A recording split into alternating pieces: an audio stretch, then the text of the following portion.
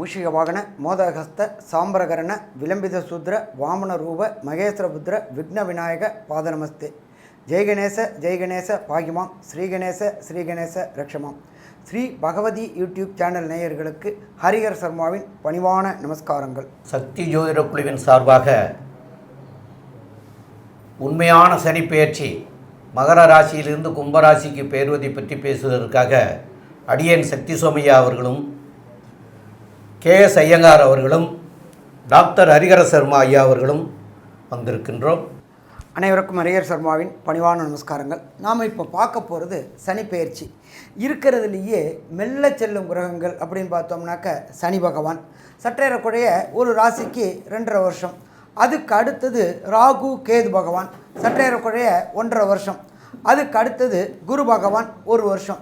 இப்போ இந்த 2.5 வருஷத்தில் உண்டான பெயர்ச்சி அப்படின்னாக்க உங்களுக்கு எப்போ அப்படின்னாக்க மகரத்துலேருந்து கும்பத்துக்கு வரார். எப்போ வராரு அப்படின்னாக்க 20/12/2023 புதன்கிழமை சோபகிருது வருஷம் மார்கழி மாதம் 4ஆம் தேதி. இவர் மாறுறது எதில் மாறுறாரு அப்படின்னாக்க அவிட்ட நட்சத்திரம் 2ஆம் பாதம் மகர ராசியிலேருந்து அவிட்ட நட்சத்திரம் 3ஆம் பாதம் கும்பராசிக்கு மாறுறாரு. இந்த மாறக்கூடிய காலகட்டங்கள் இவர் எத்தனை வருஷம் இருக்கார் அப்படின்னாக்க சற்றேறக்குறைய 2.5 வருஷம் இருக்கார். 2.5 வருஷம் அப்படின்னாக்க 6/3/2026 வருடம் கும்பத்தில் இருக்கார். இதுக்கு நடுப்புற ஒரு சில வக்ரம் வராரு. ஆனால் வக்ரமாயும் அவர் கும்பத்தை விட்டு திருப்பி மகரத்துக்கு போகலை. அதனால் அதுவும் கும்பத்திலேயே இருக்கிறாரு. அப்போ இந்த சற்றேறக்குறைய 2.5 வருஷமும் சனி பகவான் இருக்கிற இடம் கும்பத்தில். சரி, இதுக்கு நடுப்புற மெல்ல செல்லும் கிரகங்களான குரு பயிற்சி எப்பப்போ இருக்குது, ராகு கேது பயிற்சி எப்பப்போ இருக்குது எப்படின்னு கேட்டிங்கனாக்க ஒருத்தருக்கு பலன் சொல்லும் பொழுது கோல்சார பலன் சொல்லும் பொழுது மெல்ல செல்லும் கிரகங்களை வச்சு பலன் சொல்லுவோம். அப்போ இதில் மெல்ல செல்லும் கிரகம் அப்படின்னா சனி பகவான் 2.5 வருஷம். இந்த 2.5 வருஷத்துக்குள்ளார அடுத்து மெல்ல செல்லும் கிரகம் அப்படின்றது ராகு கேது பகவான். அப்போ இந்த ராகு கேது பகவான் எப்போ பெயர்றாரு அப்படின்னாக்க 26/4/2025. அப்போ இந்த இதில் விசேஷம் என்னன்னாக்க எல்லா கிரகங்களும் வளவேட்டில் போவாங்க, ராகு கேது மட்டும் இடவேட்டில் போவாங்க. அப்போ இந்த ராகு வர்றது எங்கே வராரு அப்படின்னா கும்பத்துக்கு வராரு. அப்போ கும்பராகு என்னென்ன பண்ணுவார் அப்படிங்கும்போது அந்த பலன்கள் மாறுறதுக்கான வாய்ப்புகள் உண்டு. அதனால தான் இந்த ராகு கேது பயிற்சியை சொல்கிறோம்.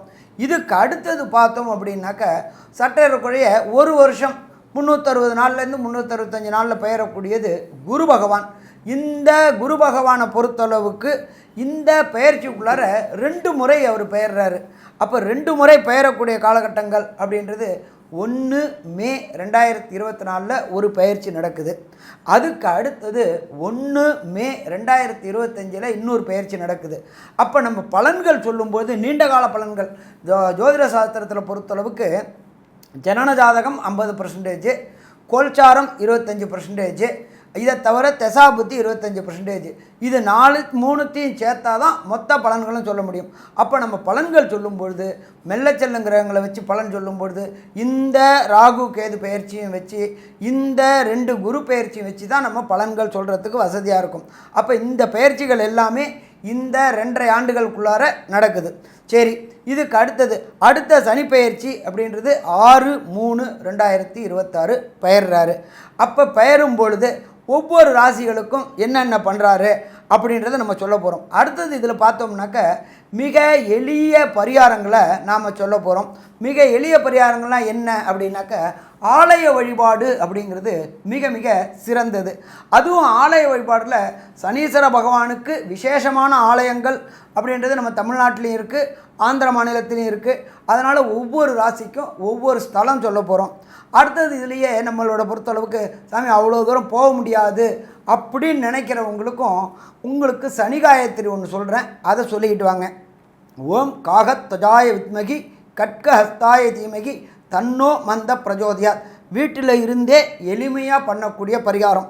இதை நம்மளோட யூடியூப்பில் என்ன பண்ணிடுறோம் அப்படின்னாக்க கடைசியில் இதை போட்டுடுறோம். ஏன்னா இப்போ சொல்லும்போது கேட்கும், ஆனால் அதுக்கப்புறம் மறந்துடும். அதனால் அது ஸ்டில்லாகவும் போடுறோம். இப்போ நம்ம அடுத்தது பார்க்க போகிறது ஒவ்வொரு ராசிக்கு உண்டான நற்பலன்கள் என்ன, ஒவ்வொரு ராசிக்கு உண்டான கெடுபலன்கள் என்ன, அடுத்தது அந்த கெடுபலன்கள் வந்தால் அதற்குண்டான பரிகார ஸ்தலங்கள் என்னென்ன, அந்த பரிகார ஸ்தலங்கள் என்னென்ன கிழமையில் போகணும், எப்படி போகணும், எல்லாத்தையும் நம்ம விரிவாக பார்க்க போகிறோம். இப்போ அடுத்தது பார்க்க போகிறது ஒவ்வொரு ராசியாக பார்க்க போகிறோம். விருச்சிக ராசி நேயர்கள், விசாக நட்சத்திரம் 4ஆம் பாதம், கேட்ட நட்சத்திரம் 4 பாதங்களும், அனுச நட்சத்திரம் 4 பாதங்களும் கொண்டது விருச்சிக ராசிக்காரர். இந்த விருச்சிக ராசிக்காரர்களுக்கு இதுவரைக்கு மகரத்தில் 3ஆம் இடமான மகரத்தில் தைரிய வீரியஸ்தானத்தில் இருந்து சனி பகவான் இருந்து நன்மைகளை செய்து கொண்டிருந்தார். அவர் இப்பொழுது 4ஆம் இடமான கும்பத்துக்கு, அவருடைய ரெண்டுமே அவருடைய வீடு தான், கும்பத்துக்கு போகிறார். அவர் கும்பத்துக்கு போனாலும் ஆட்சி பெற்றாலும் உங்களுக்கு 4ஆம் இடமாக வருவதால் அர்த்தாஷ்டம சனி ஆகிறார். அந்த அர்த்தாஷ்டம சனி அப்படிங்கிறது பெரியதாக நல்லதை செய்வாரா அப்படின்னு கேட்டால் பெருசாக செய்ய மாட்டார். மற்ற கிரகங்களுடைய சஞ்சாரத்தினால் அந்த கிரகங்களுடைய வலிமையினால் நலன் பெற முடியும் அப்படிங்கிறத சொல்ல முடியும். இருந்தாலும் அர்த்தாஷ்டம சனி நமக்கு அவ்வளவாக செய்யாது. இந்த காலகட்டம் என்ன அப்படின்னு கேட்டிங்கன்னா, இது இப்போ மாறுறது 20/12/2023 மாறுறாரு. அதுக்கப்புறம் அவர் மாறக்கூடிய நேரம் 6/3/2026 அன்னைக்கு தான் அவர் கும்பத்திலிருந்து மீனத்துக்கு போவார். இது காலம் வரைக்கும் சிரமங்கள் அதிகமாக இருக்கும். கிரகங்கள் சுழற்சியின் வாயிலாக நல்ல இடங்களுக்கு வரும் பொழுது சில நன்மைகளும் அடைய வாய்ப்புகள் உண்டு. இப்போ இந்த சனி பகவானுடைய பார்வைகள் அப்படின்னு சொல்லக்கூடியது 3, 7, 10. இந்த 3, 7, 10 பார்க்கறதுனால அதனால என்ன விளைவுகள் ஏற்படும் அப்படிங்கிறத நம்முடைய டாக்டர் ஹரிஹர சர்மா ஐயா அவங்க சொல்லுவாங்க. ஐயா நல்லா தெளிவாகவும் விளக்கமாகவும் சொன்னீங்க. எல்லா கிரகங்களுக்கும் பொறுத்தளவுக்கு சதசப்தம பார்வை உண்டு அப்படின்றது ஜோதிட சாஸ்திரத்தில் சொல்லப்பட்டிருக்கிறது. இதில் விசேஷமான பார்வைகள் அப்படின்றது 3 கிரகங்களுக்கு மட்டுமே உண்டு. 1 பிரகஸ்பதியான குரு பகவான், 2வது சனீஸ்வர பகவான், 3வதாக பார்த்தோம்னாக்க குரு பகவான், செவ்வாய் பகவான். இந்த 3 பேருக்கும் விசேஷ பார்வைகள் உண்டு. அப்போ இந்த சனி பகவானுக்கு விசேஷ பார்வை அப்படின்றது 3ஆம் பார்வையும் 10ஆம் பார்வையும் விசேஷமான பார்வைகள். அப்போ அந்த விசேஷமான பார்வையால் உங்களுடைய 6ஆம் இடத்தை 3ஆம் பார்வையாக பார்க்குறார். இந்த 6ஆம் இடத்தை 3ஆம் பார்வையாக பார்க்கும் பொழுது உங்களுக்கு அளவற்ற வீரம், அதாவது தன்னம்பிக்கை இருக்கணும், கடுமையான தன்னம்பிக்கைகள். உங்களுடைய எதிரிகள் யாருமே இருக்க முடியாது, எதிரிகளை வெல்லக்கூடிய காலகட்டங்கள். அதே போல் இத்தனை நாளாக வேலை கிடைக்கலன்னு நினச்சிட்டு இருந்தவங்களுக்கு வேலை கிடைக்கக்கூடிய வாய்ப்புகள். அப்போ இந்த சனியுடைய 3ஆம் பார்வை இவ்வளோ விசேஷங்களையும் தருது. அதுக்கடுத்தது 7ஆம் பார்வையாக அவர் பார்க்குறது சிம்மத்தை பார்க்குறாரு. சிம்மம் அப்படின்றது இந்த இதில் விருச்சிக ராசிக்கு 10ஆம் இடம். 10ஆம் இடம்ன்றது ஜீவனஸ்தானம். ஜீவனஸ்தானத்தை ஜீவனக்காரகனான சனி பகவானே பார்க்கும் பொழுது கண்டிப்பாக உங்களுடைய உத்தியோகத்தில் பதவி உயர்வு, பணவரவு கிடைக்கக்கூடிய வாய்ப்புகள் உண்டு. நம்ம ஜோதிட சாஸ்திரத்தில் அவர் கர்மக்காரகம்னு சொல்கிறோம். கர்மக்காரகனே கர்மஸ்தானத்தை பார்க்குறதும் ஜீவனஸ்தானத்தை பார்க்குறதும் சிறப்பாக, கண்டிப்பாக சிறப்பு. ஆனால் அடுத்தது இதில் பார்த்தோம்னாக்க அவருடைய விசேஷ பார்வையான 10ஆம் பார்வையில் உங்களுடைய ராசியை பார்க்குறாரு. எப்போ சனி பகவான் ராசியை பார்த்தார் அப்படின்னாலே உடல் நலத்தில் தொந்தரவுகள் வரக்கூடிய வாய்ப்புகள் மிக மிக அதிகம்னு சொல்லலாம். இதை தவிர உங்களுக்கு நடக்கிறது அஷ்டமம்னா 8, அர்த்தாஷ்டமம்னா 4. அப்போ 4ல் சனி பகவான் இருக்கார். அதை தவிர குரு பகவான் 6ல் இருக்கார்.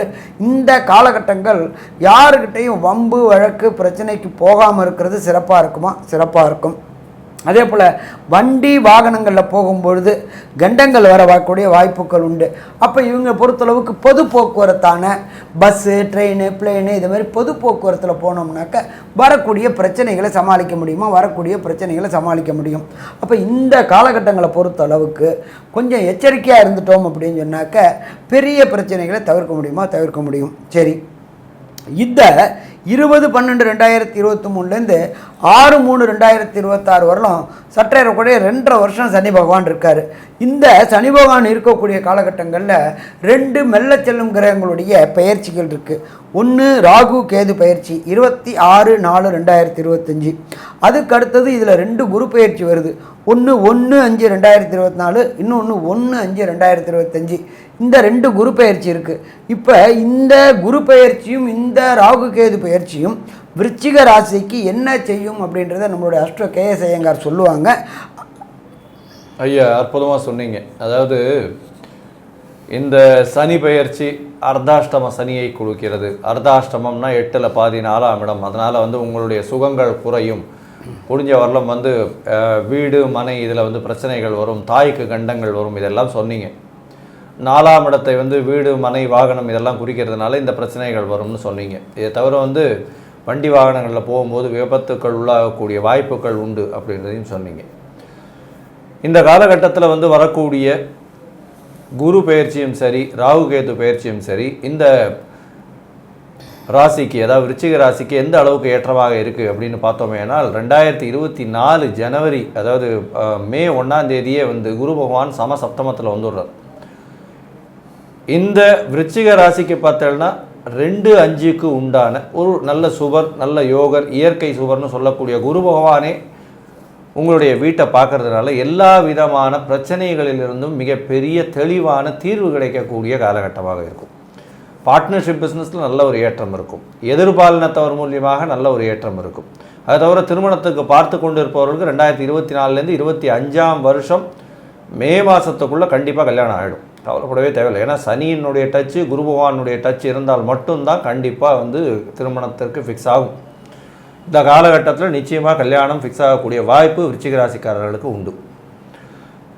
இந்த காலத்தை பொறுத்தவரையிலும் பார்த்தோம்னா இதற்கு பிறகு ராகு கேத்துவின் பெயர்ச்சியும் வருது. அது 2025 ஏப்ரலில் வருது. 2025 ஏப்ரலில் ராகு கேத்து பெயர்ச்சி 5ஆம் இடத்தில் 2 அசுப கிரகங்கள், பெரிய அசுப கிரகங்கள்னால ராகுவும் சனியும் 4ஆம் இடத்துல, அதாவது 4ஆம் இடத்துல இருக்கிறது அப்படின்றது அது நல்லது கிடையாது. தாய்க்கு நிச்சயமான ஒரு பெரிய கண்டம் வரும். வீட்டில் இது வண்டி வாகனத்தின் மூலியமாக விபத்துக்கள் வரக்கூடிய வாய்ப்புகள் நிச்சயமாக உண்டு. படிக்கக்கூடிய குழந்தைகளுக்கு தடங்கள் ஏற்படும், அது நிச்சயமாக இருக்கும். புதிதாக வேலை வாய்ப்புக்கு பார்த்துட்டு இருந்தீங்கன்னா சிறு சிறு தடங்கள் ஏற்பட்டு பிறகு கிடைக்கும். பொதுவாகவே 11ஆம் இடத்தில் இருக்கக்கூடிய கேத்து உங்களுக்கு நல்ல ஒரு ஹெல்ப்ஃபுல்லாக இருப்பார். பண வரவிற்கு அவர் நிறைய ஹெல்ப் பண்ணுவார். ஆனால் உங்களுக்கு அதுக்கப்புறம் 10ஆம் இடத்துக்கு போகும்போது கேத்து பகவான் தொழிலில் பெரிய கூட்டாளிகள், மாற்று கூட்டாளிகளை கொடுப்பார். பண வரவு சொற்பமாக இருக்கும்.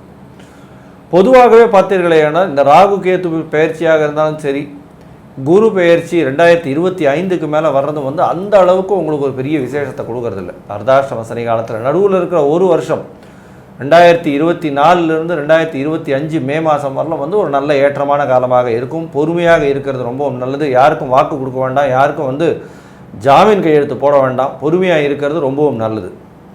இந்த காலகட்டத்தில் இந்த மாதிரியான சுச்சுவேஷனில் உங்களுக்கு கோச்சாரமும் இவ்வளோ மோசமாக இருக்கும் பொழுது தசாநாதன் புக்திநாதனும் நல்லபடியாக இல்லை என்றால் என்ன மாதிரியான ஒரு எளிய பரிகாரம் செய்து இதை ஏற்றமாக கொண்டு போகலாம் அப்படின்றத ஐயா கிட்ட கேட்கலாம். ஹரிஹர சர்மா ஐயா கிட்ட. கண்டிப்பாங்க.